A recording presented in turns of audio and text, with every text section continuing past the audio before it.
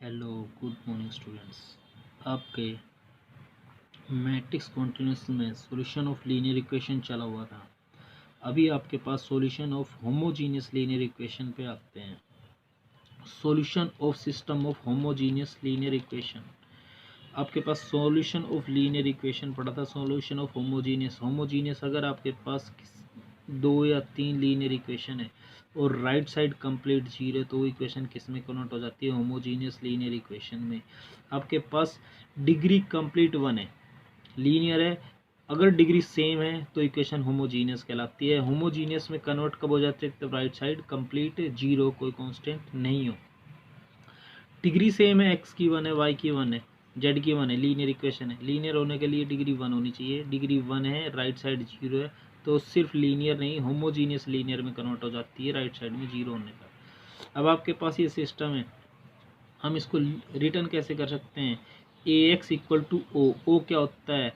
ओ आपके पास matrix of constant on right side. इसमें आपके पास जीरो जीरो मैट्रिक्स होती है, इसमें एलिमेंट जीरो जीरो होते हैं। आपका मैट्रिक्स ए में coefficient of x y z of given equation A one B one C one, A one B one C one, A two B two C two, A three B three C three, और x में आपके पास x y और z है। अब आपके पास यहाँ पे हमने पीछे जब सॉल्यूशन किया था लीनियर इक्वेशन में, हमने डिटरमिनेंट निकाला था। अगर वो नॉन जीरो आ गया तो आपके पास X equal to A inverse B, X equal to A inverse B से निकालते थे। अब बी आपके पास राइट साइड में, वो जीरो जीरो को इनवर्स से करेंगे तो जीरो बनेगा। वो आपके पास कंडीशन है कि आप अगर आपके पास determinant of A non zero आ गया तो सॉल्यूशन कैसे हो जाएंगे? मैट्रिक्स नॉन सिंगुलर होगी तो आपके पास एक्स वाई और जेड सभी क्या हो जाएंगे? जीरो, क्योंकि बी राइट साइड की मैट्रिक्स थी। यहाँ बी क्या है? ओ, और ओ क्या है? सभी एलिमेंट जीरो है, तो आपके पास वो एलिमेंट क्या हो जाएंगे? जीरो। सर सॉल्यूशन कैसे हो जाएंगे? ट्रिवियल सॉल्यूशन हो जाएंगे। लेकिन अगर नॉन जीरो आती आपके पास एडजॉइंट, तो फिर आपके पास इनफाइनाइट मैनी सॉल्यूशन होते थे। अब आपके पास अगर नॉन जीरो, अगर वो जीरो आ गया, अगर जीरो आ जाता है तो आपके पास मैट्रिक्स तो सिंगुलर होगी और आपके पास ए एक्स इक्वल टू जीरो में नॉन ट्रिवियल सॉल्यूशन हो जाएंगे। फिर हमारे पास वहाँ पे infinite many solution. Infinite many solution की कंडीशन में हमारे पास दो इक्वेशन को सॉल्यूशन करेंगे, उनमें वेरिएबल प्रेजेंट हो जाएंगे। ये आपके पास प्रोसेस होगा। पहला क्वेश्चन है आपके पास 2x plus 3y minus 4z equal to zero, 3x minus y plus 2z equal to zero, x plus 2y minus z equal to zero. यहाँ से आपके पास इनको रिटर्न कैसे कर सकते हैं? A X equal to O, A matrix of constant into variable 2 3 and 4, यानी कि आपके पास ए कोफिशिएंट उन कोफिशिएंटों की मैट्रिक्स है जो एक्स वाई जेड के इंटू में है। यहाँ माइनस थ्री माइनस, यहाँ थ्री माइनस वन और टू, यहाँ वन टू और माइनस वन। एक्स आपके पास कॉलम मैट्रिक्स ऑफ वेरिएबल होती है और राइट साइड में ओ कॉलम मैट्रिक्स ऑफ कांस्टेंट होता है। अब आपका सबसे पहले डिटरमिनेंट ऑफ ए निकाल लेंगे। डिटरमिनेंट ऑफ ए के लिए हमें इसको एक्सपेंड करना पड़ेगा। एक्सपेंड क्योंकि आपके पास डिटरमिनेंट ऑफ ए से पता चलेगा कि मैट्रिक्स सिंगुलर है, नॉन सिंगुलर है, सॉल्यूशन होंगे या नहीं होंगे। हमने मैट्रिक्स को रो वन के अलोंग एक्सपेंड किया। रो वन का फर्स्ट एलिमेंट उठाया और ये एलिमेंट जिस रो जिस कॉलम उनको छोड़ दिया, ये बचेगा। फिर उसके बाद सेकंड एलिमेंट उठाया, बीच में माइनस डाल, माइनस आता है।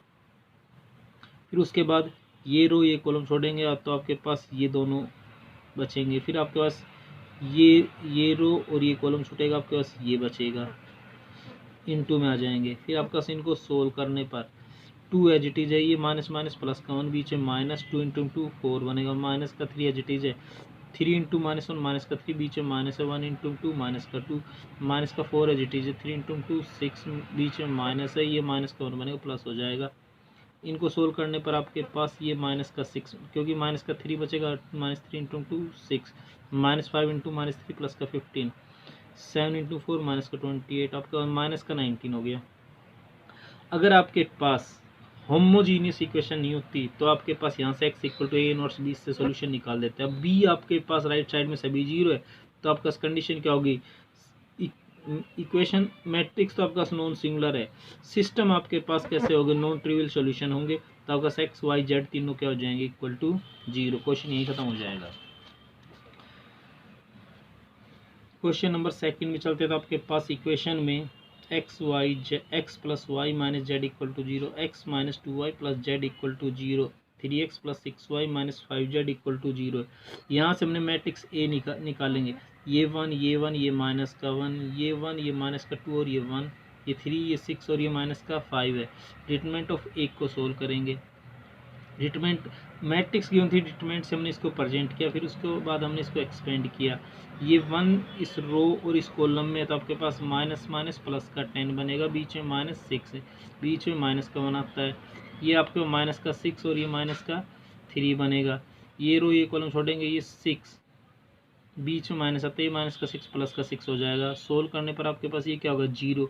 अगर ये 0 हो गया तो आपके पास सॉल्यूशन मैट्रिक्स नॉन सिंगुलर हो जाएगी। हम x equal to A inverse भी नहीं निकालेंगे, इनवर्स का रोल खत्म। तो फिर आपके पास इनफाइनाइट मैनी सॉल्यूशन होते हैं। इनफाइनाइट के लिए वेरिएबल प्रेजेंट होता है। हमारे पास इनमें से कोई भी 2 इक्वेशन उठा लेंगे। हमने फर्स्ट 2 इक्वेशन को लेके चले, तो हमारे पास इसमें क्रॉस मल्टीप्लिकेशन मेथड से हम इनको सोल्व कर लेंगे। मेथड आप क्रॉस मल्टीप्लिकेशन से सोल्व करेंगे। सबसे पहले x अपॉन में इक्वल टू वाई अपॉन में इक्वल टू जेड अपॉन में। अब x अपॉन में क्या आएगा, हम x वालों को दबाएंगे, क्रॉस मल्टीप्लाई करेंगे, 1 इंटू में 1 बनेगा, बीच में माइनस आता है, माइनस 2 इंटू में माइनस का 1, माइनस माइनस प्लस का 2 हो जाएगा, लेकिन बीच में ऑलरेडी माइनस आता है, माइनस का 2 रह जाएगा। फिर y अपॉन में 1 इंटू माइनस का 1, माइनस का 1 आएगा, क्योंकि y अपॉन में चलेंगे नीचे से चलेंगे। 1 इंटू माइनस 1 माइनस का 1, बीच में माइनस आता है, 1 इंटू 1 माइनस का 1 आ जाएगा। फिर आपका जेड अपॉन में जेड वालों को दबाएंगे, तो आपके पास 1 इंटू माइनस 2 माइनस का 2 बचेगा, बीच में माइनस आता है, 1 इंटू 1 1 आएगा, माइनस का 1 बन जाएगा। ये आपके पास x upon minus 1, y upon minus 2, z upon minus 3। अब तीनों में माइनस कॉमन है, तो हमारे पास इन तीनों को माइनस से डिवाइड कर देंगे, तो x अपॉन में 1, वाई अपॉन में 2, जेड अपॉन 3 है। अब ये इक्वल हमने किसी एक वेरिएबल के इक्वल के इक्वल मान लिया। इसको अगर के इक्वल पुट करेंगे तो के की वैल्यू x की वैल्यू कितनी हो जाएगी k। यहाँ से y/2 को के इक्वल पुट करेंगे तो y की वैल्यू कितनी हो जाएगी 2k। यहाँ से z/3 को के इक्वल पुट करेंगे तो आपका z की वैल्यू कितनी हो जाएगी 3k। तो आपके पास x y z की ये वैल्यू हो जाएगी। नेक्स्ट क्वेश्चन में आपके पास इक्वेशन ऑलरेडी गिवन है। यहाँ से हमने मैट्रिक्स एक को निकाला, 2 -7 -6 3 5 -2 4 2 -2 और माइनस का 7। यहाँ से हमने इसको एज ए डिटरमिनेंट प्रेजेंट किया। डिटरमिनेंट के बाद हमने एक्सपेंड किया। 2 इंटू में क्या होगा, माइनस का 35 माइनस 4 प्लस का 4, बीच में ऑलरेडी माइनस आता है, लेकिन 7 ऑलरेडी माइनस का प्लस का 7 हो जाएगा। ये आपके पास कितना बनेगा 21, माइनस का 8 प्लस का 8 हो जाएगा, माइनस का 6 है। फिर आपके पास ये माइनस का 6 और ये माइनस का 20। आपका इनको ये कितना बनेगा माइनस का 39, इसको 2 से मल्टीप्लाई करेंगे, माइनस का 78। ये कितना बनेगा आपके पास अब ये बचेगा आपके पास 13 को 7 से मल्टीप्लाई करेंगे 91, लेकिन माइनस का बचेगा माइनस का 91। यहाँ से आपका ये 26 को 6 से मल्टीप्लाई करेंगे 156, क्या बचेगा -30। नॉन जीरो हो गया। अगर आपका डिटरमिनेंट नॉन जीरो हो गया तो आपके पास क्या मैट्रिक्स क्या हो जाएगी नॉन सिंगुलर होगी, तो आपका सॉल्यूशन कैसे हो जाएगा ट्रिवियल सॉल्यूशन हो गए, तो एक्स वाई जेड तीनों क्या हो जाएंगे 0। सो स्टूडेंट्स, अभी हमने लीनियर इक्वेशन के पिछले टॉपिक को आगे प्रोसीड करते हुए होमोजीनियस लीनियर इक्वेशन पे गए थे। पहले हम 2 लेक्चर में ऑलरेडी कुछ क्वेश्चन कर चुके हैं। अभी हमारे पास होमोजीनियस में किया है। रिमेनिंग क्वेश्चन आपको ट्राई करना, कोई प्रॉब्लम हो तो पूछ सकते हो।